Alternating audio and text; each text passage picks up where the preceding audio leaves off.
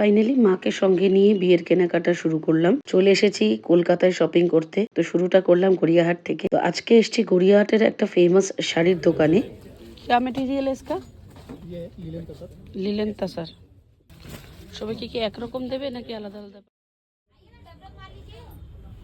এর মধ্যে অন্য কালার দেখি।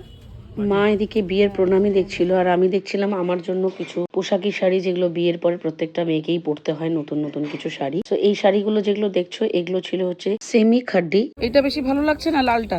ক্যামেরায় তো লাল লাগছে, আবার চোখে আবার অরেঞ্জ লাগছে।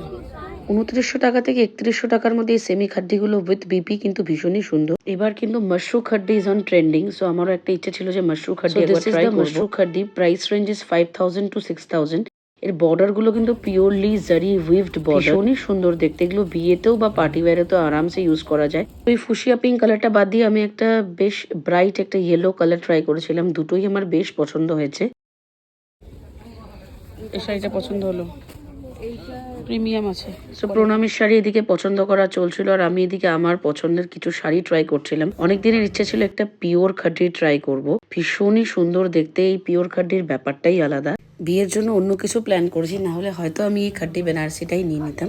তোমরা জানিও তো আমাকে এই রেড খাড্ডিতে কেমন লাগছে। সো ফাইনালি কিছু কেনাকাটা করলাম। একদিনে তো সব কেনাকাটা কমপ্লিট হয় না। প্রণামীর কোন শাড়িটা কার জন্য নিলাম, আমার জন্যই বা কোনটা, সমস্ত কিছু নেক্সট ভিডিওতে তোমাদের সঙ্গে শেয়ার করব। যারা আমাকে ফেসবুক থেকে দেখছো তারা ফলো করে নাও, যারা আমাকে ইউটিউব থেকে দেখছো তারা সাবস্ক্রাইব করে নাও।